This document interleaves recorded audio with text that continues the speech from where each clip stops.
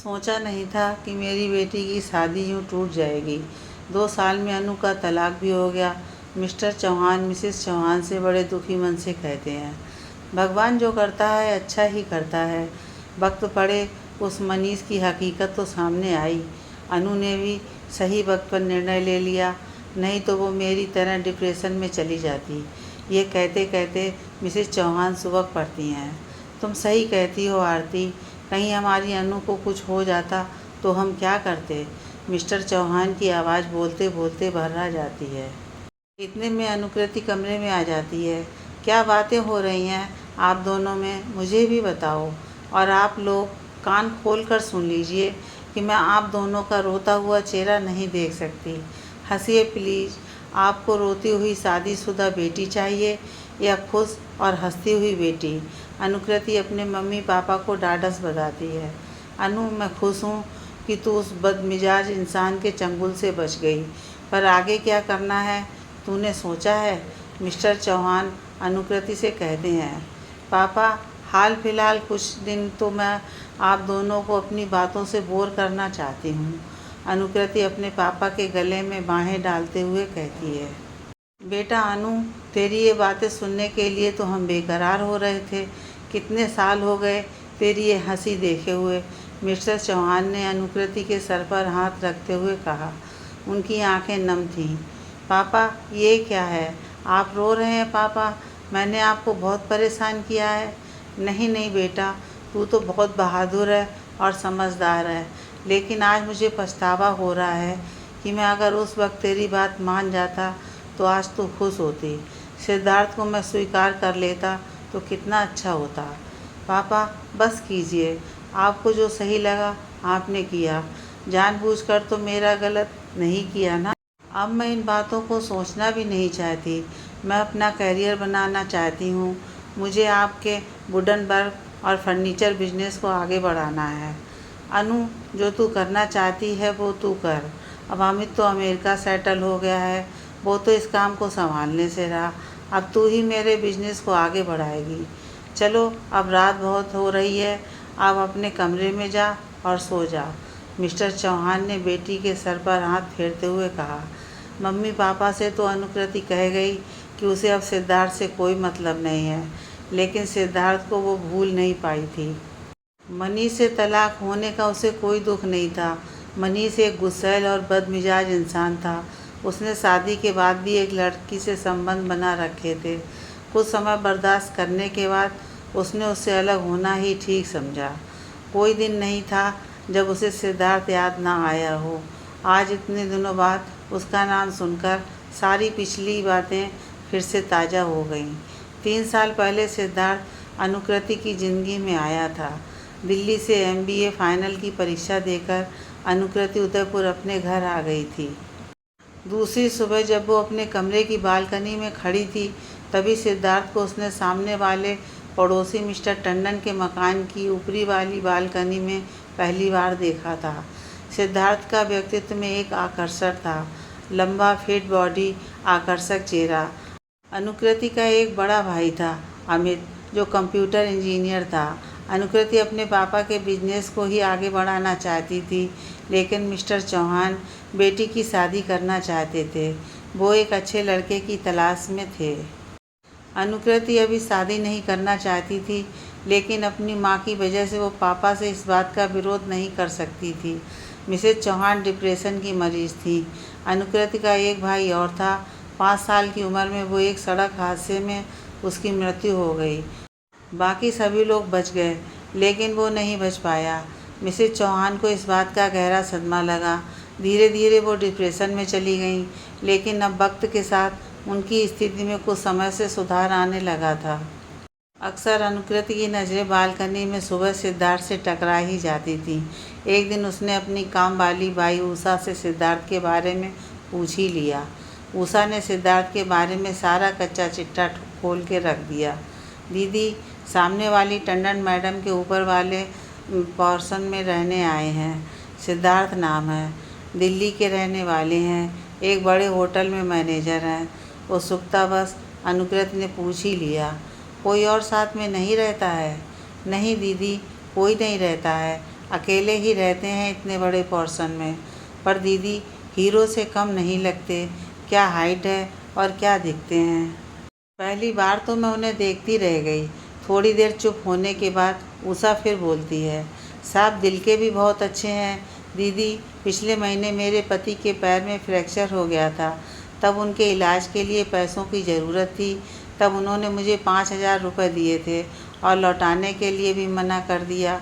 और छोटी मोटी मदद तो अक्सर मेरी कर ही देते हैं। एक सुबह अनुकृति और अमित कहीं जाने के लिए निकल रहे थे। तभी अमित की नज़र सिद्धार्थ पर पड़ती है और अमित सिद्धार्थ को आवाज़ देता है, हेलो सिद्धार्थ, आज कहाँ कार है तुम्हारी। अमित की आवाज़ सुनकर सिद्धार्थ उधर ही चला आता है। आज गाड़ी रिपेयर को दी है, थोड़ी प्रॉब्लम दे रही थी। मैं आपको छोड़ दूँ? अमित सिद्धार्थ से कहता है। थैंक्स अमित, अभी मैं कैब बुला लेता हूँ। यू डोंट वरी, हम उसी रूट पर जा रहे हैं, अमित कहता है। ओके फिर ठीक है चलो। अनुकृति गेट खोलकर पीछे जाने लगी, तभी सिद्धार्थ ने रोक दिया। आप यहीं बैठिए, मैं बैक सीट पर बैठ जाता हूँ। सिद्धार्थ की खुश मिजाजी अनुकृति को बहुत पसंद आती है। सिद्धार्थ जितना हैंडसम था, उसकी आवाज़ भी उतनी ही आकर्षक थी। अमित ने दोनों को एक दूसरे से परिचित करवाया, तब पता चला होटल रेडिसन ब्लू में वो मैनेजर है। उस दिन अनुकृत को पता चलता है कि अमित और सिद्धार्थ दोनों दोस्त हो चुके हैं। एक बार अनुकृत की मम्मी को अस्थमा का अटैक पड़ता है, तब सिद्धार्थ घर पर उन्हें देखने आता है। माँ के साथ इतना प्यार और अपनेपन से उनका बात करना अनुकृत को उसकी तरफ और ज़्यादा खींच ले आता है। कुछ समय बाद अमित की सगाई थी। अमित की शादी पक्की तो मिस्टर चौहान 1 साल पहले ही कर चुके थे, लेकिन सगाई अभी तक नहीं हुई थी। भाई की सगाई में अनुकृति बेहद खूबसूरत लग रही थी। खुले बाल, हरे रंग का लहंगा, कानों में बड़े बड़े झुमके, बड़ी बड़ी आँखों में काजल और आई लाइनर उसकी खूबसूरती को 4 चाँद लगा रहे थे।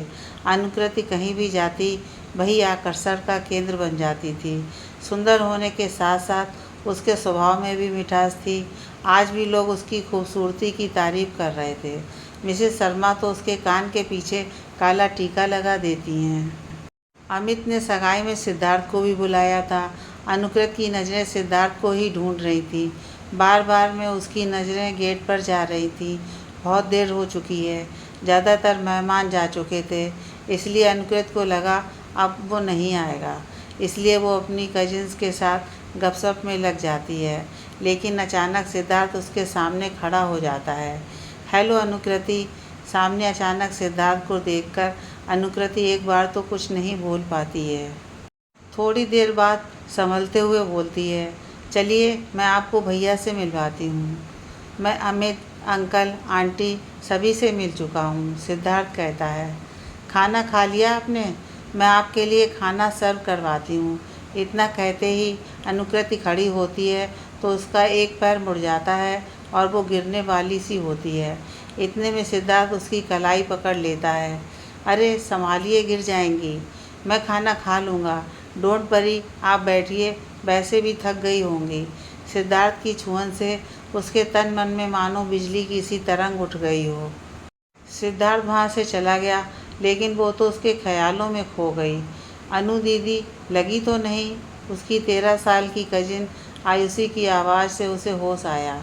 3 दिन तक अनुकृति अपनी उस कलाई को छूकर मुस्कुरा देती जिसे सिद्धार्थ ने पकड़ा था। वो सिद्धार्थ की छुअन को महसूस करने की कोशिश कर रही थी। अब अनुकृति और सिद्धार्थ दोनों की सुबह की शुरुआत एक दूसरे को देखकर होती थी। सिद्धार्थ तौलिया सुखाने के बहाने से आता और अनुकृति पौधों को पानी देने के बहाने से। अनुकृति सिद्धार्थ की तरफ खींचे चली जा रही थी। उसे नहीं पता था कि इसका परिणाम क्या होगा। वैसे भी जब प्यार होता है तब दिखना और सुनना सब बंद हो जाते हैं। अनुकृति की बेस्ट फ्रेंड रिया, जो कुछ दिनों के लिए उदयपुर से बाहर गई हुई थी, अब उदयपुर आ गई थी। बचपन से लेकर अब तक अनुकृति हर बात उसी से शेयर करती थी। जैसे ही रिया उदयपुर आती है, अनुकृति उसे सिद्धार्थ के बारे में बताने के लिए बुला लेती है। अगले दिन सुबह 7 बजे रिया अनुकृति के घर हाजिर हो जाती है। कमरे में आते ही अनुकृति रिया को खींचकर बालकनी में ले जाती है। जब बालकनी में रिया सिद्धार्थ को देखती है, उसके मुंह से निकल पड़ा, हाय कितना हैंडसम है यार ये तो। रिया धीरे बोल, वो सुन लेगा। ओवर रिएक्ट मत कर, उसे समझ आ जाएगा कि मैंने तुम्हें यहाँ उसे देखने के लिए बुलाया है। अनुकृति उसके हाथ को दबाते हुए धीरे से कहती है, हाय वो तो अंदर चला गया, थोड़ी देर तो और रुकता। रिया बड़े दुखी मन से कहती है, रिया अंदर चल, फिर बात करें। अनुकृति रिया के कंधे पर धीरे से 2 थपकी मारते हुए कहती है, यार अनु बहुत हैंडसम है वो, क्या लगता है। रिया, मैंने यहाँ तुझे लव ट्रायंगल बनाने के लिए नहीं बुलाया है, मैं अपने बारे में कुछ बताना चाहती हूँ। हाँ बताना, क्या कहना चाहती है। रिया, मैं उसकी तरफ अट्रैक्ट हो रही हूँ, मुझे आजकल उसके अलावा कुछ नहीं सूझ रहा है, कुछ करने की इच्छा नहीं करती, बता मैं क्या करूँ। यार मैं उदयपुर में नहीं थी तो तूने ये गड़बड़ कर दी, अब मैं क्या बताऊँ। रिया अनुकृत को छेड़ती है। रिया, मैं मजाक के मूड में नहीं हूँ, अनुकृति झुंझलाते हुए कहती है, फिर बता दे उसे कि तू उससे प्यार करती है। रिया सिद्धार्थ की बालकनी की तरफ इशारा करते हुए बोलती है, कैसे बताऊं और कहाँ बताऊं। अनुकृति अपनी हथेली गाल पर लगाते हुए कहती है, तूने बताया ना कि वो अमित भैया का दोस्त बन चुके हैं, तो उनके फ़ोन से उसका नंबर निकाल और बात कर। एक बार बात करते ही वो बात करना शुरू कर देगा, बस तू एक बार फ़ोन कर दे। रिया की यह सलाह अनुकृति को सही लगी और अनुकृति ने चुपके से अमित के मोबाइल से नंबर ले लिया। हिम्मत करके अनुकृति ने सिद्धार्थ को फ़ोन मिला दिया। 2-3 बार रिंग जाने के बाद अनुकृति ने फ़ोन काट दिया। थोड़ी देर बाद अनुकृति के फ़ोन पर अननोन नंबर दिखता है। फ़ोन उठाते ही उधर से सिद्धार्थ की आवाज़ सुनाई पड़ती है, इस नंबर से अभी मिस्ड कॉल आया था। यस, मैंने किया था, मैं आपकी नेवर अनुकृति बोल रही हूँ। कुछ क्षणों के लिए दोनों तरफ से चुप्पी छा जाती है। अनुकृति, क्या हुआ, कैसे फ़ोन किया, सिद्धार्थ ने पूछा। कैसे हैं आप, अनुकृति पूछती है। मैं अच्छा हूँ, सुबह ही तो बालकनी में देखा था आपने मुझे। जी, मैं आपसे कुछ बात करना चाहती हूँ। बोलिए, क्या बात करना चाहती हैं। मैं आपको फ़ोन पर नहीं बता सकती, आप मुझसे मिल सकते हैं। कहाँ मिलना है, सिद्धार्थ पूछता है। मैं शाम को आपके होटल के उधर ही आ जाती हूँ, फिर वहीं पास में कहीं चलेंगे। ठीक है, फिर शाम को मिलते हैं। और सिद्धार्थ फ़ोन रख देता है। इतने में रिया का फ़ोन आ जाता है। हेलो अनु, क्या हुआ। यार वो तो बड़ी ही बेरुखी से बात कर रहा था, अब लड़की चलाकर फ़ोन करेगी तो थोड़ा तो भाव खाएगा ना, रिया कहती है। आज शाम को मिलना है उसे, तू चलेगी ना मेरे साथ। अनुकृत की आवाज़ में घबराहट थी।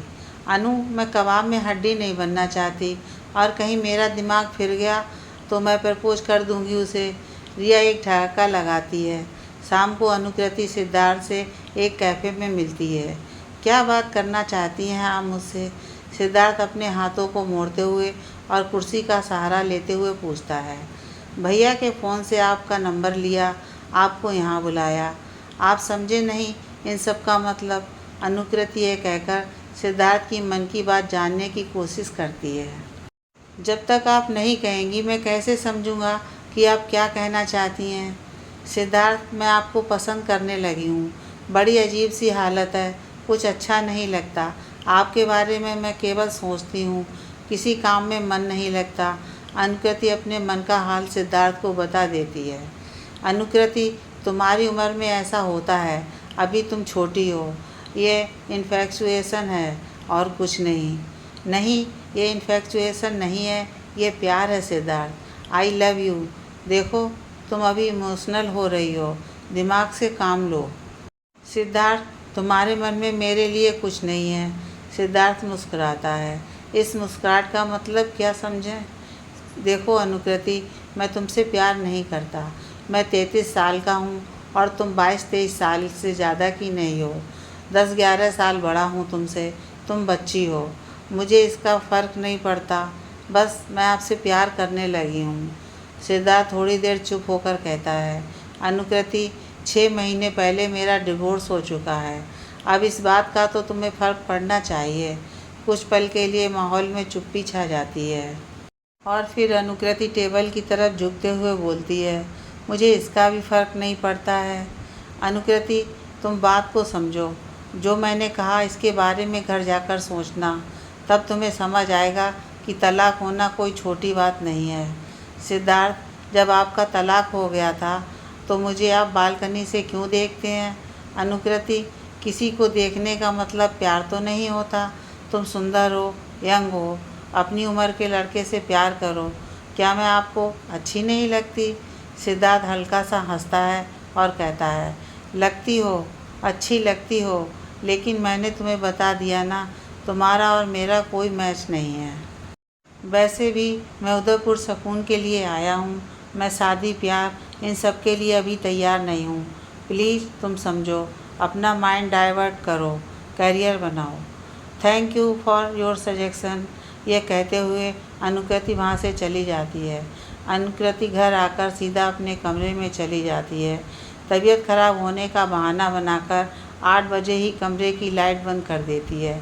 उसे न रोशनी पसंद आ रही थी, न किसी का बोलना। रात के 2-2:30 करवट बदलते बदलते बिता दिए। सुबह 6 बजे फिर नींद खुल गई, लेकिन बालकनी में वो नहीं गई। रिया को जब ये पता चला तो उसने अनुकृति को समझाने की कोशिश की कि सिद्धार्थ का तलाक हो चुका है। अच्छा है उसने मना कर दिया।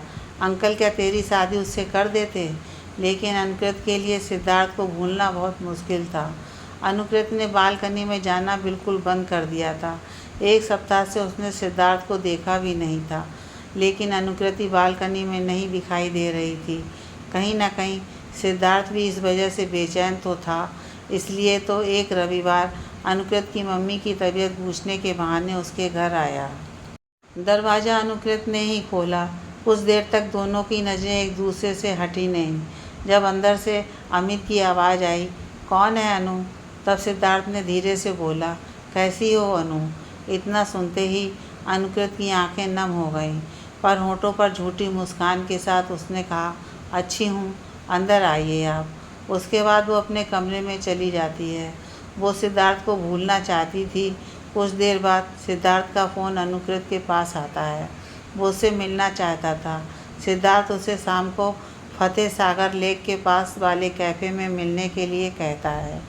अनुकृति सिद्धार्थ को भूलना चाहती थी, इसलिए वो मिलने के लिए मना कर देती है और फ़ोन रख देती है। सिद्धार्थ अनुकृति को इस तरीके से परेशान नहीं देख सकता था, इसलिए दूसरे दिन सिद्धार्थ उसे फ़ोन करके कैफ़े आने के लिए मना ही लेता है।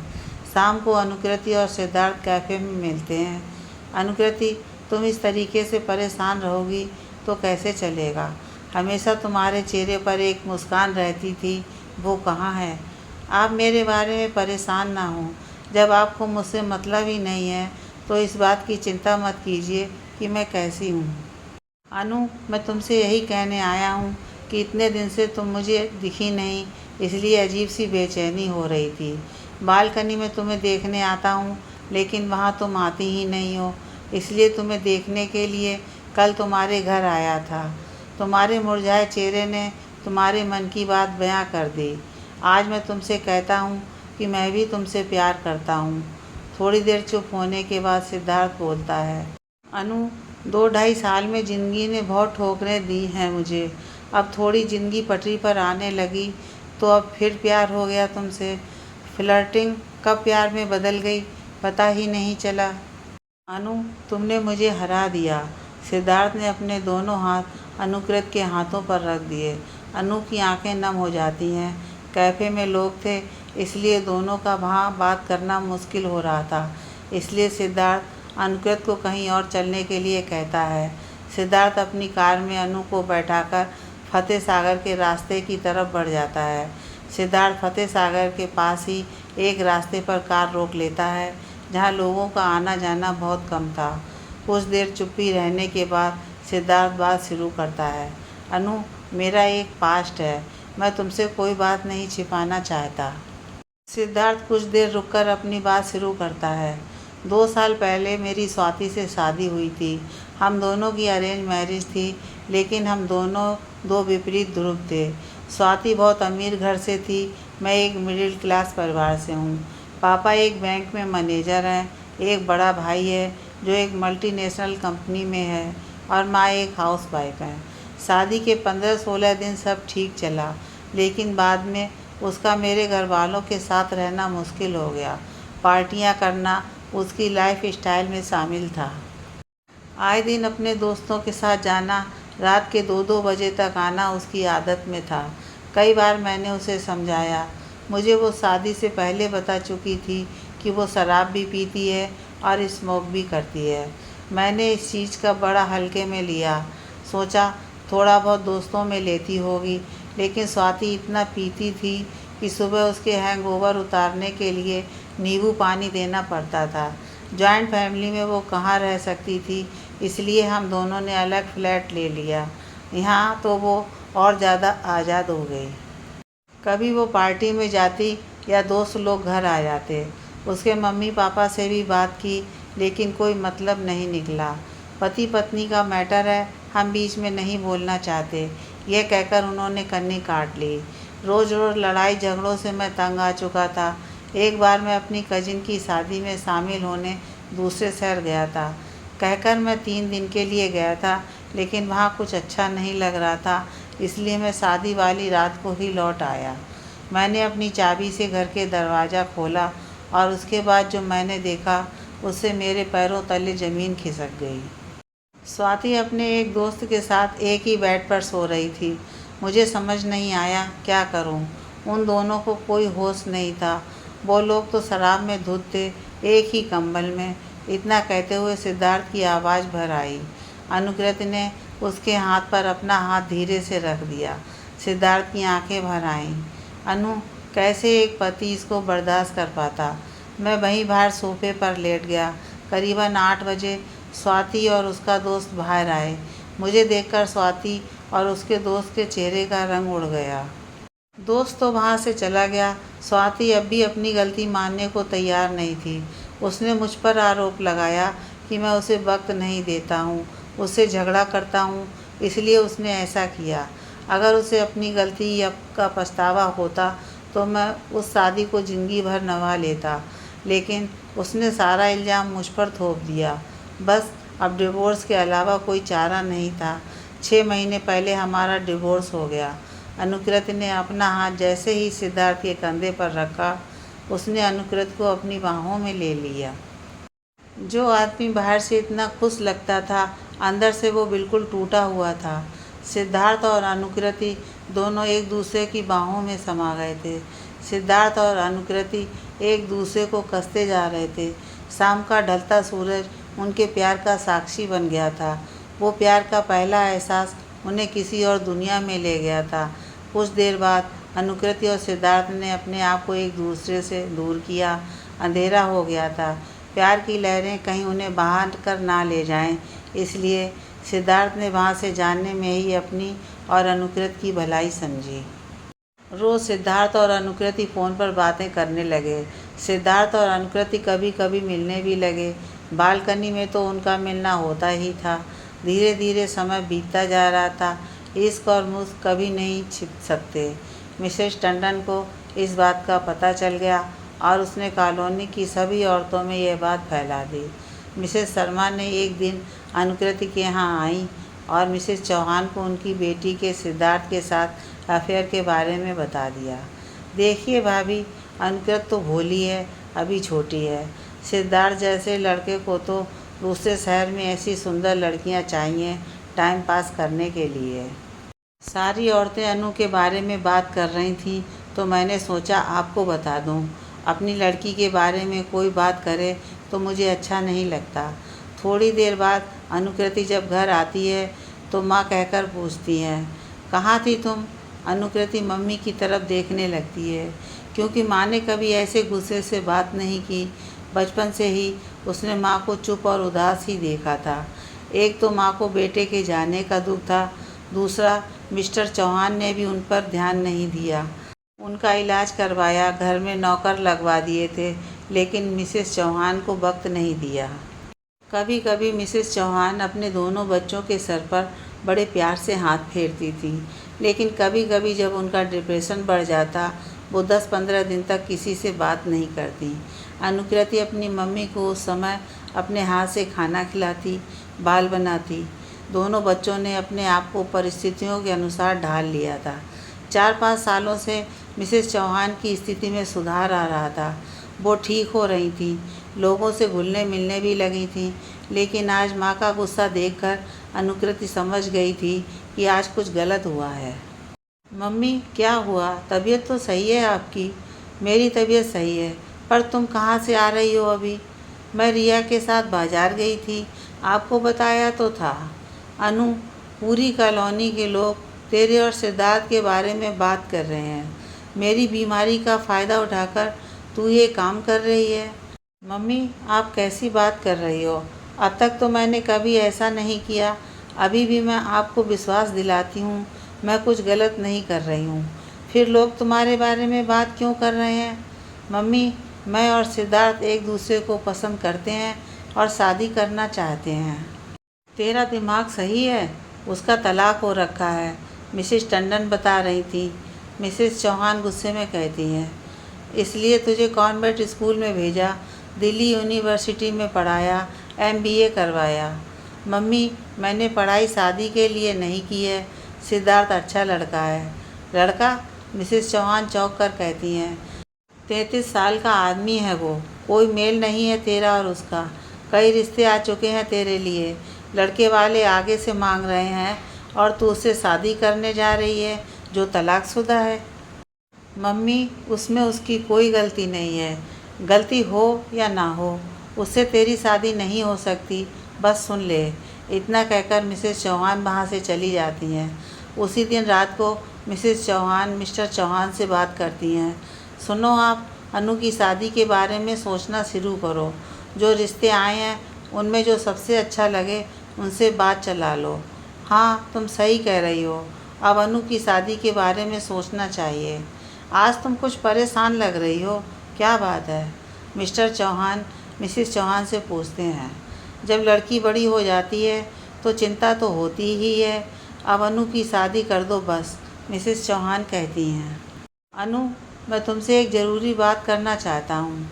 बेटा, मैं और तुम्हारी मम्मी तुम्हारी शादी के बारे में सोच रहे हैं।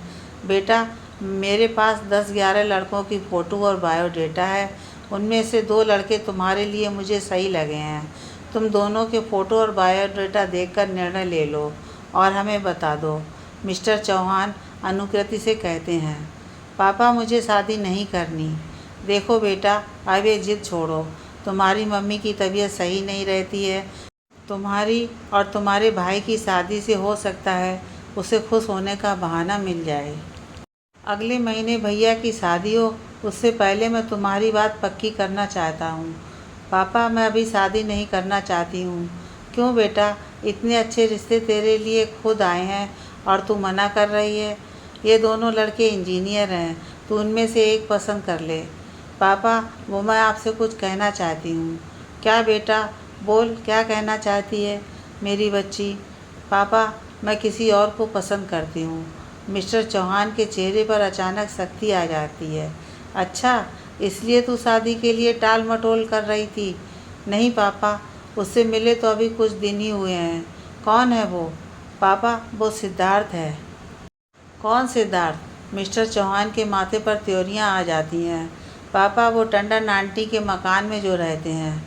अनु, पागल हो गई है तू? उससे शादी करना चाहती है जो यहाँ अकेला रहता है, ना उसके घर का पता ना कुछ और पता। पापा, दिल्ली में है उसके घर वाले, अच्छी खासी नौकरी है उसकी। बेटा, मैं तो सोचता था मेरी अनु बहुत समझदार है, कभी ऐसा काम नहीं करेगी जिससे उसके पापा का दिल दुखे। तुम दोनों बच्चों को मैंने जी भर के प्यार दिया और अनु, तुझे तो मैंने अपनी जान से ज़्यादा प्यार किया। हमेशा यही सोचता था कि छोटी थी तब से तेरी माँ को डिप्रेशन में देखा है। माँ की गोद भी तुझे नहीं मिली, हमेशा मेरे पास सोती थी तू। तुझे सोता देखकर तुझ पर प्यार भी आता और तरस भी। हमेशा यही सोचता इसे इतना प्यार और दुलार दूंगा कि माँ के प्यार की कमी महसूस ना हो, पर तूने आज मेरा दिल तोड़ दिया। लोग क्या कहेंगे? पापा, आपको मेरी खुशी चाहिए या लोगों की परवाह करनी है? तू अभी बच्ची है बेटा, इस समाज में हम रहते हैं, हमें इसकी परवाह भी करनी होती है। पापा प्लीज़ एक बार उससे मिल लीजिए, हो सकता है आपके विचार उसके लिए बदल जाएं। इतने में मिसेस चौहान और अमित कमरे में आ जाते हैं। अनु तू होश में है? किससे शादी करना चाहती है? वो तुझसे 10 साल बड़ा है और सबसे बड़ी बात वो डिवोर्सी भी है। अमित अनुकृति से कहता है। क्या वो डिवोर्सी है? हे भगवान, क्यों तू अपने पैरों पर कुल्हाड़ी मारना चाहती है? पापा मुझे नहीं पता, मैं उससे शादी करना चाहती हूँ। कुछ देर सोचने के बाद मिस्टर चौहान कहते हैं, चलो ठीक है, कल सुबह बुला लो, सिद्धार्थ को मैं बात करना चाहता हूँ। पापा आप क्या कह रहे हैं? अमित चुप हो जाओ, कल सिद्धार्थ के आने पर बात करेंगे, मिस्टर चौहान कहते हैं। दूसरे दिन सिद्धार्थ के लिए दरवाज़ा मिस्टर चौहान ही खोलते हैं। 2-4 मिनट वो दोनों इधर उधर की बातें करते हैं। इतने में अनुकृति, अमित और मिसेस चौहान कमरे में पहुंच जाते हैं। ठीक है, अब सभी आ गए हैं तो मैं काम की बात करता हूँ। देखो सिद्धार्थ, अनुकृति तो अभी बच्ची है, उसमें इतनी अकल नहीं है, लेकिन तुम तो मैच्योर हो, तुम्हें समझाना चाहिए था। मैं कैसे अपनी बेटी का हाथ तुम्हारे हाथ में दे सकता हूँ? मेरी बेटी के लिए लड़कों की कमी नहीं है। पापा आप ये क्या कह रहे हैं? अनु बात बीच में मत काटो, मेरी इस शहर में एक इज्जत है। कैसे मैं अपनी लड़की का हाथ 33-34 साल के तलाकशुदा आदमी के हाथ में दे सकता हूँ? पापा आप सिद्धार्थ की इंसल्ट कर रहे हैं। नहीं, मैं इंसल्ट नहीं कर रहा हूँ, मैं हकीकत बता रहा हूँ। पापा इसने मुझे नहीं कहा कभी शादी करने को, शुरुआत मेरी तरफ से थी। अनुकृति रोते रोते कहती है। मैं ये नहीं जानना चाहता शुरुआत किसकी तरफ से थी, लेकिन बस अब ये ख़त्म हो जानी चाहिए। मैं तुम्हारे सामने हाथ जोड़कर खड़ा हूँ, तुम ये जगह जितनी जल्दी हो ये कॉलोनी छोड़कर चले जाओ। मिस्टर चौहान हाथ जोड़कर सिद्धार्थ के सामने खड़े हो जाते हैं। सिद्धार्थ वहाँ से चला जाता है। अनुकृति उसे बहुत रोकने की कोशिश करती है, लेकिन वो नहीं रुकता है। अनुकृति रोते रोते पापा से कहती है, पापा आपने इसलिए उसे बुलाया था, आपने मुझे धोखा दिया है पापा। तुम्हारे लिए जो सही था वो मैंने किया।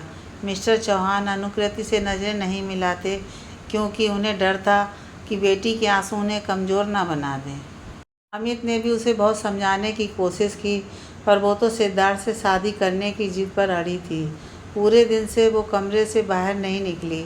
उसी रात अचानक मिस्टर चौहान की चिल्लाने की आवाज़ आती है, अमित अमित। अनुकृति घबराकर उनके कमरे में पहुंचती है तो देखती है माँ को अस्थमा का अटैक आया था। उनकी हालत बहुत ख़राब हो जाती है और उन्हें अस्पताल में एडमिट कराया जाता है। दूसरे दिन हॉस्पिटल से मिस्टर चौहान घर आते हैं तो अनुकृति उनसे माँ की तबीयत के बारे में पूछती है, तो मिस्टर चौहान उसके सामने हाथ जोड़कर कहते हैं, अपनी माँ पर दया कर। अगर तू माँ को ज़िंदा देखना चाहती है तो सिद्धार्थ से अपनी शादी की जिद छोड़ दे। उसने पूरी ज़िंदगी दुख और परेशानी में निकाल दी, अब थोड़ी ठीक होने लगी है वो, उसे जीने लेने दे बेटा। मिस्टर चौहान रोते रोते कहते हैं, पापा आप ऐसा मत बोलिए, माँ को कुछ नहीं होगा। मैं सिद्धार्थ से शादी नहीं करूँगी, आप जहाँ कहेंगे वहीं शादी करूँगी। मुझे मेरी मम्मी चाहिए। अनु पापा के गले लगकर रोने लग जाती है। मुझे पता था मेरी बेटी अपने पापा की बात नहीं टाल सकती, मेरी प्यारी बेटी। 5-7 दिन में ही अनुकृति की शादी की बात मनीष से पक्की हो जाती है। मनीष कंप्यूटर इंजीनियर था, परिवार भी उसका बहुत धनी था, लेकिन अनुकृति बिल्कुल टूट चुकी थी। रिया उसके दर्द को जानती थी। अनुकृति ने उस दिन के बाद सिद्धार्थ को देखा नहीं था, ना उससे फ़ोन किया। सिद्धार्थ ने भी अनुकृति को फ़ोन नहीं किया। आखिरी बार माफ़ी मांगने के लिए वो सिद्धार्थ से मिलना चाहती थी। सगाई वाले दिन अनुकृति के कहने पर रिया ने सिद्धार्थ को फ़ोन किया और उसे बताया कि अनुकृति तुमसे मिलना चाहती है। सिद्धार्थ एक बार तो मना कर देता है, लेकिन कहीं ना कहीं वो भी अनुकृति से मिलना चाहता था। रिया उन दोनों को मिलाने का एक प्लान बनाती है कि जब अनुकृति सगाई की रस्म के लिए पार्लर जाएगी तभी सिद्धार्थ को बीच में कहीं बुला लेंगे। शाम को जब अनुकृति तैयार होकर पार्लर से बाहर निकलती है तब सिद्धार्थ वहीं बाहर खड़ा रहता है। कोई उन दोनों को देख ना ले, इसलिए वो अपनी कार में ना आकर टैक्सी में वहाँ आता है। अनुकृति रिया के साथ पार्लर के बाहर गाड़ी में सिद्धार्थ का इंतज़ार कर रही थी। सिद्धार्थ को देखते ही रिया गाड़ी से बाहर आकर सिद्धार्थ को कार में बैठने को कहती है और ख़ुद बाहर खड़ी हो जाती है। सॉरी सिद्धार्थ, मैं। और अनुकृति रोने लगती है। अनुकृति, रो मत, तुम्हारा मेकअप ख़राब हो जाएगा। आज तुम्हारे लिए बड़ा ख़ास दिन है, सभी की नज़रें तुम पर ही होंगी। मैं आज अनु से अनुकृति हो गई सिद्धार्थ तुम्हारे लिए। हाँ अनुकृति, अब मेरा तुम पर कोई हक नहीं है। सिद्धार्थ की आवाज़ में दर्द छलक रहा था। सिद्धार्थ, माँ की तबीयत बहुत ख़राब हो गई थी। पापा मुझसे हाथ जोड़कर माँ की जान की भीख मांग रहे थे। मैं क्या करती? इसलिए मैं मना कर रहा था तुमसे। मुझे पता था यही होगा। मेरी किस्मत में प्यार नहीं है, पर तुम्हारी जिद के आगे मैं हार गया। क्यों आई मेरी ज़िंदगी में तुम? गुस्सा और दुख दोनों उसकी आंखों से बह रहा था। बड़ी मुश्किल से वो अपने आप को संभाले हुए था। मैं तुम्हें नहीं भूल पाऊँगी। मेरे लिए शादी केवल मेरी माँ की जान की कीमत है, बस, और कुछ नहीं। तुम भूलो या ना भूलो, पर मैं तुम्हें भूलूँगा। तुम्हें कभी याद नहीं करूँगा। सिद्धार्थ गुस्से में अनुकृति से कहता है। अनुकृति सिद्धार्थ की बाँह पकड़ लेती है। अनुकृति, डोंट टच मी, अब तुम्हारा मुझ पर कोई राइट नहीं है। मुझे जाने दो, सिद्धार्थ अनुकृति का हाथ छिटकाते हुए कहता है। अनुकृति सिद्धार्थ के कंधे पर सर रखकर रोने लगती है। अनुकृति, देखो लोग देख रहे हैं, ये बचपना छोड़ो। जाओ, आज तुम्हारी शादी है, अब कोई फ़ायदा नहीं है इन सब बातों का। तुम अपनी ज़िंदगी में खुश रहो। ये कहते हुए सिद्धार्थ गाड़ी से बाहर निकलकर वहाँ से चला जाता है। ये मुलाकात उन दोनों की आखिरी मुलाकात थी। 1 महीने बाद अनुकृति की शादी हो जाती है। सिद्धार्थ ने उस मुलाकात के बाद अनुकृति के मोबाइल नंबर और सारे सोशल साइट्स अकाउंट को ब्लॉक कर दिया था। शायद अनुकृति को भुलाने का यही एक तरीका था। शादी के 2 महीने बाद अनुकृति अपने पति मनीष के साथ मुंबई चली जाती है। वहाँ जाकर भी वो एक मल्टीनेशनल कंपनी में नौकरी करने लग जाती है। मनीष पार्टी और शराब का शौकीन आदमी था। वीकेंड में दोस्तों के साथ डिस्को और बार जाना उसके लिए ज़रूरी था। अनुकृति को मनीष का यह रवैया पसंद नहीं आता था, लेकिन मनीष हमेशा यही कहता, तुम अपनी ज़िंदगी जियो और मुझे अपनी जीने दो। 5 दिन काम करता हूँ, अगर 2 दिन अपनी मर्ज़ी से जी लिया तो तुम्हें प्रॉब्लम हो गई। धीरे धीरे अनुकृति को पता लगा कि मनीष का किसी ऑफिस की लड़की से फिजिकल रिलेशन भी चल रहे थे। लड़ाई झगड़े बढ़ते गए। घर वालों तक बात पहुंची तो मनीष ने उस लड़की से मिलना छोड़ दिया, लेकिन इसका बदला वो अनुकृति से लेने लगा। उस पर वो हाथ उठाने लगा। अनुकृति ये सब बर्दाश्त नहीं कर सकी। अब उसका मनीष के साथ रहना मुश्किल था। 2 साल बाद मनीष और उसका तलाक हो गया। यह सब सोचते सोचते उसके आंसू गालों पर लुढ़क आए थे। अकेले होने पर अनुकृति को सिद्धार्थ के साथ बिताए लम्हे उसे बेचैन कर जाते। वो सिद्धार्थ को बुलाना चाहती थी, लेकिन बुला नहीं पा रही थी। उसे तो अब ये भी नहीं पता था कि सिद्धार्थ उदयपुर में है या कहीं और। एक दिन घर पर अनुकृति अकेली थी। दरवाजे की बेल बजने पर वो दरवाज़ा खोलती है और सिद्धार्थ को अपने सामने खड़ा हुआ पाती है। यह तो उसने कभी सपने में भी नहीं सोचा था कि सिद्धार्थ को वो फिर देखेगी। और अचानक सिद्धार्थ को वहाँ देखकर वो कुछ देर के लिए निशब्द हो जाती है। वो बोलती है, सिद्धार्थ तुम यहाँ? इतने में अनुकृति का मोबाइल की रिंग बजती है। मिस्टर चौहान का फ़ोन था। हेलो पापा, बोलिए। बेटा अनु, सिद्धार्थ वहाँ आ गया? अनु कुछ समझी नहीं। जी पापा, मैं पूछ रहा हूँ सिद्धार्थ वहीं है ना? हाँ यहीं है, लेकिन पापा मुझे कुछ समझ नहीं आ रहा। तुम उससे बात करो, मैं और मम्मी 1 घंटे में पहुँचते हैं। सिद्धार्थ अनु के करीब आता है और कहता है, अनु सोचा था तुम्हें भुला दूँगा, लेकिन 2 साल हो गए, नहीं भुला पाया। कल अंकल मेरे होटल आए थे और मुझे उन्होंने तुम्हारे बारे में सब कुछ बताया और मुझसे हाथ जोड़कर माफ़ी मांगी और कहने लगे कि एक दिन मैंने तुम्हें तलाकशुदा कहकर तुम्हारा अपमान किया था। आज भगवान ने उसकी सज़ा दे दी है। मेरी अनु का तलाक हो गया। मैं तुम दोनों के बीच आ गया उस दिन मैं दुनिया की परवाह नहीं करता तो आज तुम दोनों खुश होते। आज एक स्वार्थी बाप तुमसे एक विनती कर रहा है, क्या तुम मेरी अनु से शादी करोगे? मैंने उन्हें गले लगा लिया। उन्होंने ही मुझे कहा कि कल हम लोग कहीं चले जाएंगे और पीछे से तुम लोग आराम से बात कर पाओगे। थोड़ी देर रुककर सिद्धार्थ धीरे से अनु को कहता है, अनु, मुझसे फिर से प्यार करोगी? अनुकृति उसके गले लग जाती है और कहती है, मैंने तुम्हें प्यार करना छोड़ा ही कब था? तुम मेरी हर धड़कन में बसे हुए हो। अब वैसे भी हम दोनों अब तलाकशुदा हैं। हमारा स्टेटस अब एक जैसा है। अब किसी को कोई परेशानी नहीं होगी। और दोनों खिलखिलाकर हंस पड़ते हैं।